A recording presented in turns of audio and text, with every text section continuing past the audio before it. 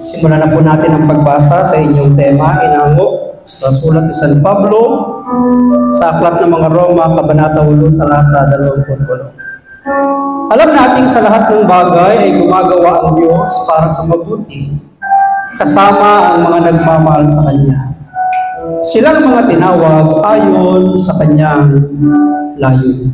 Pagpalain po ang pagkabasa ng Kanyang mga salita.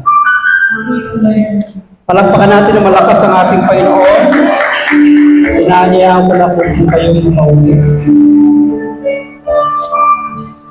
Maraming salamat sa ating Panginoon sapagkat ngayong pong hapon, kasama po ninyo po sa inyong pagdiriwang. Sabihin po ninyo ang Diyos ay mabuti. May mga panahon at pagkakataong, Brad, talaga bang mabuti ang Diyos sa akin? Kasi kung talagang mabuti siya, bakit ang dami kong problema? Bakit wala akong pera? Ha? Bakit hindi pa ako makapagtrabaho? Kompleto naman ako sa dokumento. Bakit hindi ako makapag-abroad? Bakit di pa ako yung mayaman? Talaga bang may mabuting ginagawa ang Diyos sa ating buhay? Minsan hindi natin nakikita sapagkat ang tinitingnan natin yung kasalukuyan na nangyayari. Ang dapat natin gawin, tumagos yung ating tingin sa nangyayari sa kasalukuyan at tumasa kang sa unahan ay may mabuting nakalaan ng Diyos sa atin. Parang ganito. Bihira po ako magpapalakpak. Pero sige, kung gusto niyo pumalakpak kayo kayo. Meron pong isang babae ang namamasukan bilang isang clerk sa isang kumpanya.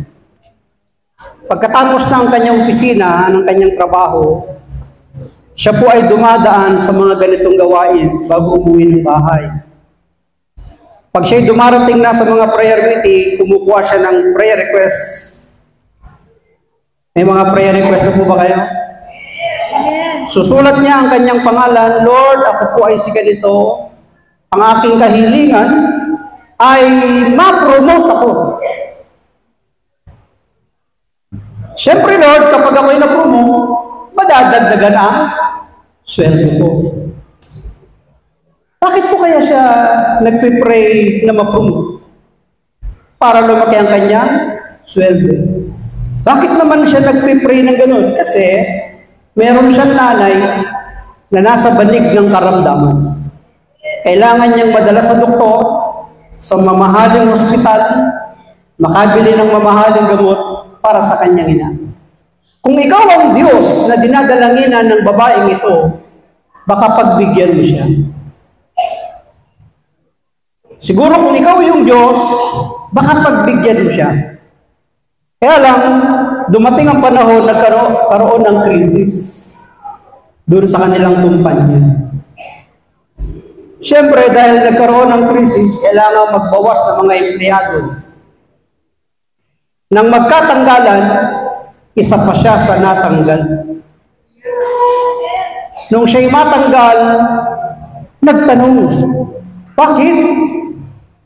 Sa daming pwedeng matanggal, bakit ako pa? Ako na lang inaasahan ng nanay ko. Ako na lang inaasahan ng pamilya ko. Sa dami-dami ng pwedeng matanggal, bakit ako pa? Iyak siya ng iyak. Nagkukulong sa kwarto. Hindi makausap. Hanggang nagtatanong na siya, meron bang Diyos? Kayo po ba? Naniniwala may Diyos?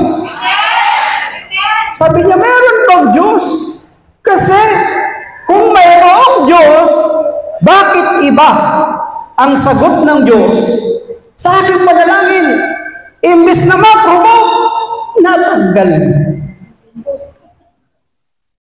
Lagi siya sa kwarto, di makausap, iyak na iyak. Hanggang sa ang conclusion niya, walang Diyos! Sabi niya, hindi totoong may Diyos! Kasi kung mayroong Diyos, bakit iba ang sagot sa panalangin ko? Ayaw niya nang maniwala, may Diyos. Habang siya nagkukulong sa kwarto, nagbukas siya ng radyo. Pagbukas siya ng radyo, sabi ng broadcaster, at meron po ngayong nagaganap na isang malaking sunog. Nang banggitin yung lugar at yung kumpanya, yun yung kumpanya na kanyang pinagtatrabahuhan. Nang magkaroon ng pagsabog, lahat ng taong nasa kumpanya patay. Nang marinig niya yun, napalood siya sa Diyos. Ang sabi niya, Diyos ko! Kaya mo pala ako tinanggal sa kumpanyang yun ay dahil hindi mo lang gusto na ang nanay ko ang mabuhay, pati pala ako ay gusto mo pa rin mabuhay. Kapatid, may mabuti bang ginawa ang Diyos? Sa tingin niya wala. Unfair ang Diyos. Ang ganda ng kanyang panalangin, pagkatapos matatanggal. Pero hindi niya alam na ang Diyos ay gumagawa sa lahat ng bagay para sa ikabubuti natin na mga nagpamahal sa Kanya. Sige, palakpan. Minsan, marami tayong tanong, bakit nangyayari sa atin ang mga bagay na ito? Bakit sunod-sunod ang problema? Bakit sunod-sunod ang pagsubok? Ba't hindi ako nawawalan ng problema? Mga kapatid, huwag na huwag mong kakaligtaan ang Roma 8:20. Sa lahat ng bagay, gumagawa ang Diyos para sa ikabubuti natin na mga nagmamahal sa Kanya. Maaari kaya hindi ka pa natatanggap sa trabaho sapagkat kapag nagkatrabaho ka na, hindi ka na makikita sa gawain. Mabuti na yung wala kang trabaho. At least, pandagdag ka sa attendant sa gawain. Minsan kasi maraming tao kapag sumasagana na, may biyaya na, may pagpapala na, minsan nakakalimot kayo doon. Maaring kaya hanggang ngayon, hindi ka pa nagkakapag-asawa, nagpas na edad mo sa kalendaryo. Brad, hindi nga lang sa kalendaryo. Lagpas ka sa binggo. Ang edad ko, hindi pa ako nakakapag-asawa. Kaya hindi ka pa nakakapag-asawa kasi kapag nag-asawa ka, bubog-bugin ka lang. At least maganda na yung wala kang asawa, malaya ka pang nakakapag-uri. Kaya yun siya dahil ay isang gawain nakaka-attend ka. Kaya hindi ka pa nakakapag-abroad ay dahil baka ang masakyan mong eroplano, tamaan ng missile. O kaya naman, makarating ka sa bansang pupuntahan mo, mapagsamantalahan ka lang. Nung umalis ka sa Pilipinas, nakasakay ng eroplano, pag-uwi ng Pilipinas, nakakahon. Mabuti na yung hindi ka nakakapag-abroad, at least dito, malaya kang nakakapag-puri sa Diyos sa piling mo pa ang iyong mga mahal sa buhay. Ang Diyos ay gumagawa sa lahat ng bagay para sa ikabubuti natin na mga nagmamahal sa Kanya. Siguro, kaya nangyayari ito sa akin sapagkat may magandang layunin si Lord. Minsan, ako po ay na-assign ng bandang Rizal, mga nasa Rizal pa. Nag-anniversary sa isang baryo sa Talim Island, Binangonan. Nagtok ako sa anniversary gabi. After ng gawain, siyempre, pag may anniversary, ang kasunod niyan, kainan. Di ba? So, punta kami sa bahay ng coordinator. Habang naghahanda ng pagkain, sabi sa akin ng isang choir brother, wala pa naman yung pagkain, pwede ba magpa-pre-order? Sabi ko, sige po. Sabi niya, Brad, hindi lang po ako magpapa-pre-order, pwede ba magkwento ng konti? Sabi ko, sige po. Nagkwento siya. Sabi niya, brother, totoo pala, mahirap pala, ang magkaroon ng 13 anak. Sabi ko, ilan? 13. Sabi ko, akala ko 3 lang. Mahirap po pala, Brad, magkaroon ng 13 anak. Sabi ko, totoo po yan. Kami nga 3 lang, nahirapan eh. Tapos sa madaling araw, hindi pa sabay-sabay gigising yung mga anak namin. Gigising alas 12, titimpla ka ng gatas. Gigising alas 2, titimpla ka ng gatas. Gigising alas 4, timpla ka ng gatas. 3 pa lang yun. Ikaw pa kaya 13? Mas mainam na mag-alaga ka ng 20 kalabog kaysa sa 13 anak. Iwan mo lang sa parang sa umaga, balikan mo sa hapon, nandun pa yung kalabaw. Eh, mga anak mo, pwede mo bang iwan?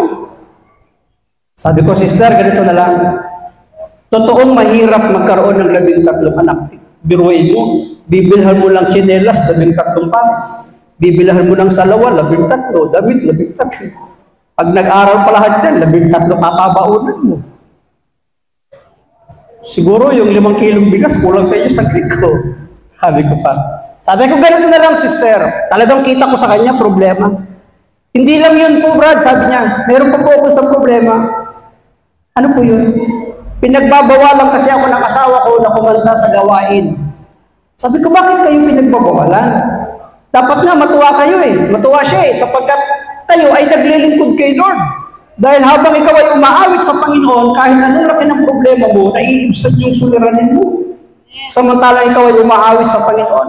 Bakit po ba pinagbabawalan ka? Eh kasi brother, pinagsesilusan ko yung mga lalaki doon sa mga gawain na pinupuntan ko. Sabi ko, sister naman, sabihin mo sa kanya, nakalabing na tayo. Panay pa rin ang selos ko. Ano ba ako? Mahaba ang hair? Mahaba buho? Sabi ko, ganito na lang, sister. Medyo problematiko talaga yan. Medyo malaking problema talaga ang magkaroon ng ganyang anak. Ganito na lang. Isipin mo na lang na yung 13 mong anak, lalaki lahat yan.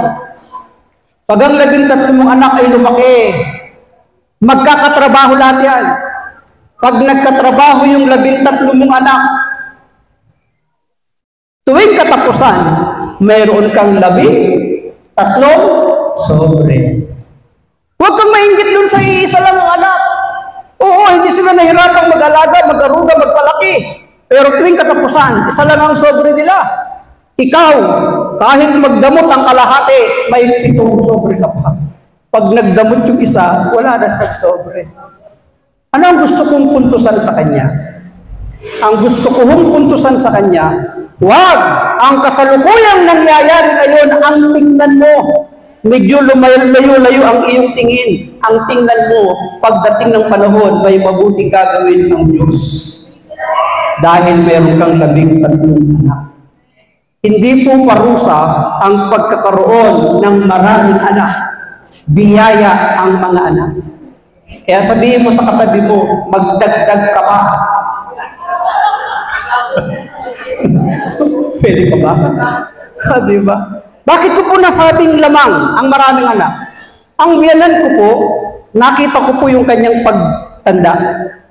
13 o 12 magkakapatid ang asawa ko, ang sister wife ko. 3 ang nasa Amerika. Habang siya tumatanda kahit magkasakit, hindi na problema yung biyanan ko. Bakit? Ang daming mga anak na mag-iintindi. Ang daming mga anak na magpo-provide ng kanyang pangailangan. Bakit? Eh, 12 ba naman na nagtutulong-tulong para sa kanyang pangailangan. Kaya sabi ko doon sa sister, tingnan mo na lang na pagdating ng panahon, ang mga anak mo magiging biyaya sa iyo. Ang Diyos ay gumagawa sa lahat ng bagay para sa ikabubuti natin na mga nagmamahal sa Kanya. Sabihin mo sa katabi mo, mabuti ang Diyos. Isa pa, alam ko hanggang 30 minutes na ako. Isa pa, ako po ay na-assign ng Negros Occidental. Sa Bacolod, meron po tayong naging isang council doon.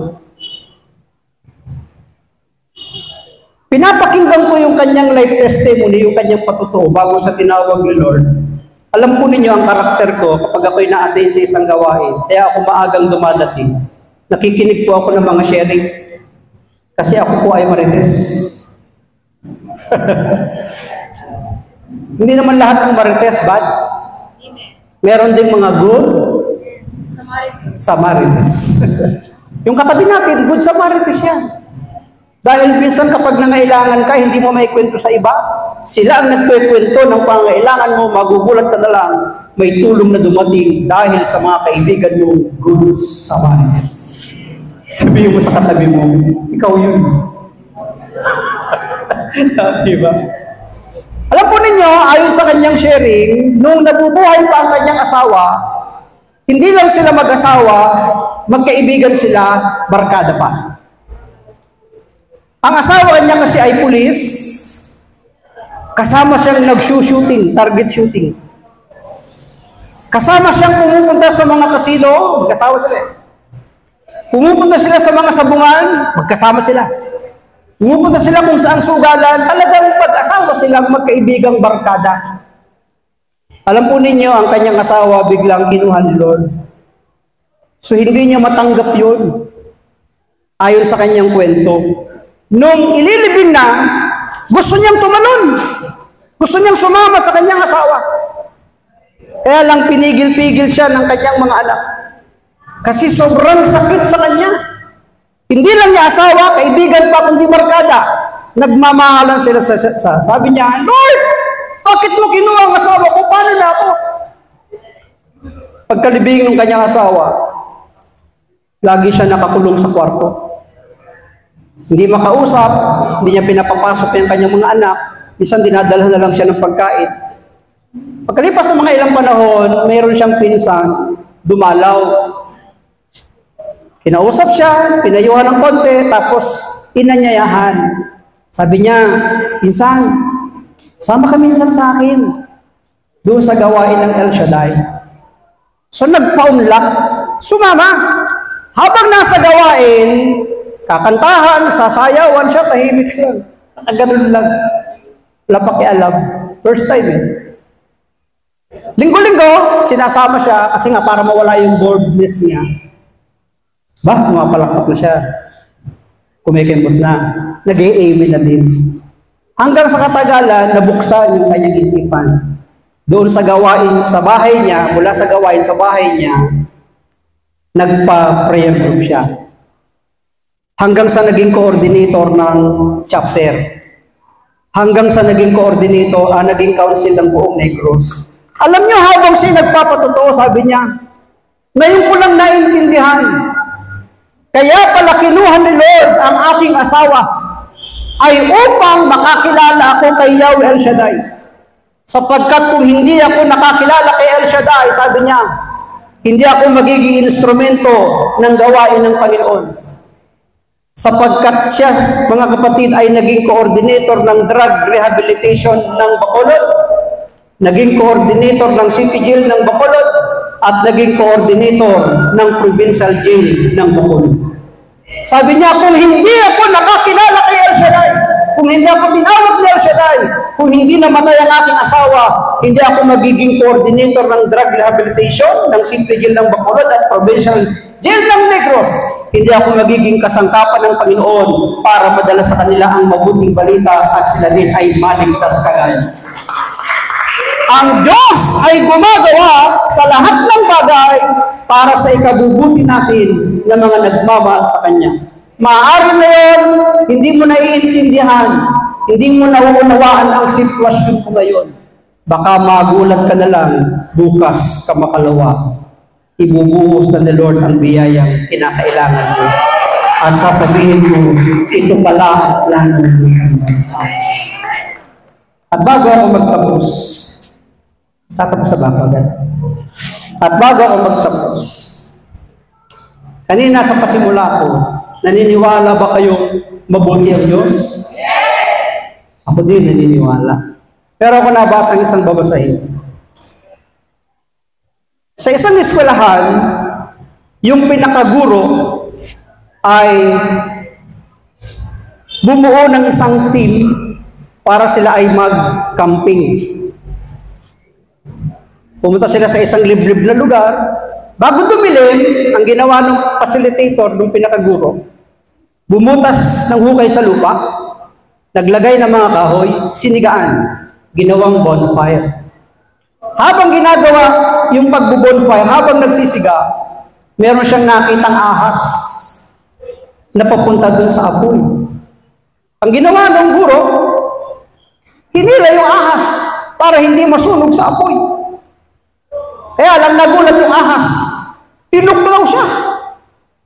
Pagkatuklaw sa kanya, nagulat din siya. Naihagis na yung ahas.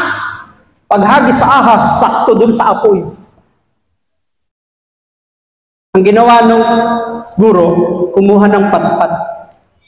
Sinungkit yung ahas, iniligtas, para hindi tuluyang masunog. Sabi ng mga estudyante, Sir, hindi ba tinuklaw ka ng ahas? Dapat pinabayaan mo na lang yung masunog. Pinabayaan mo na lang yung mamatay. Ba't niligtas mo ba? Sabi ng guro, mga anak, ang mga ganitong uri ng hayop ay mapanakit, nanunuklaw, nangangagat. Pero kahit anong pananakit meron sila, hindi nila kayang baguhin ang aking pagkatao bilang mabuting tao at bilang nagliligtas ng buhay.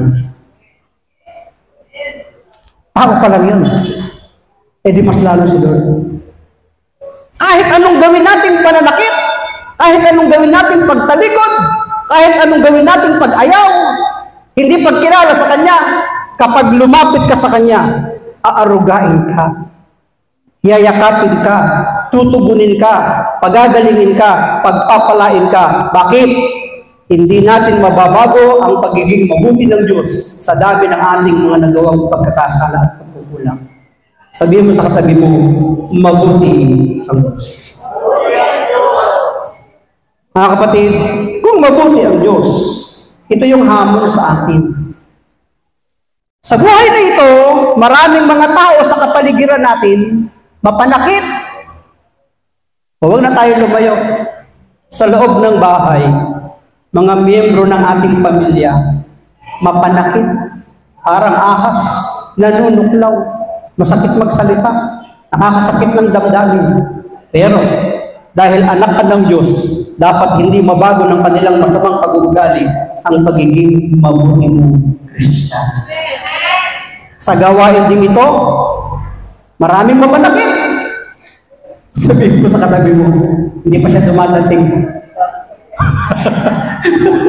Wala pa eh. Hindi pa dumadating. Kayo pa lang. Sa gawain ito, maraming mapanakit. Maraming mapangsugat ng damdamin. Maraming masakit magsalita. Pero kahit anong pananakit ang kanilang ginagawa, dapat tayo mga anak ng Diyos, hindi na babago yung pagiging mabuti nating tao, mabuti nating Kristiyano, at mabuti nating naglilingkod. Palakpakan natin ang ating Panginoon, inahayaan ko na ang laking kumayo. Ayun ako, parang ayaw ko nyo. Hanggang dito lang. Sabi ng aklat ng Roma, ang Diyos ay gumagawa sa lahat ng bagay para sa ikabubuti natin na mga nagmamahal sa Kanya. Ay papaawit ko ako, alam na nito ni Sister, ng kabutihan ng Diyos. Mga kapatid, ngayong pong hapon na ito, hindi ko pa alam ang sitwasyon ninyo. Hindi ko alam ang inyong suliranin. Pero, huwag yung kasalukuyang nangyayari ngayon ang tingnan mo. Ang tingnan mo, yung pwedeng mangyari pagkatapos ng nangyayari. Ang mahalaga, yung mabuting gagawin ng Diyos ang ating tingnan.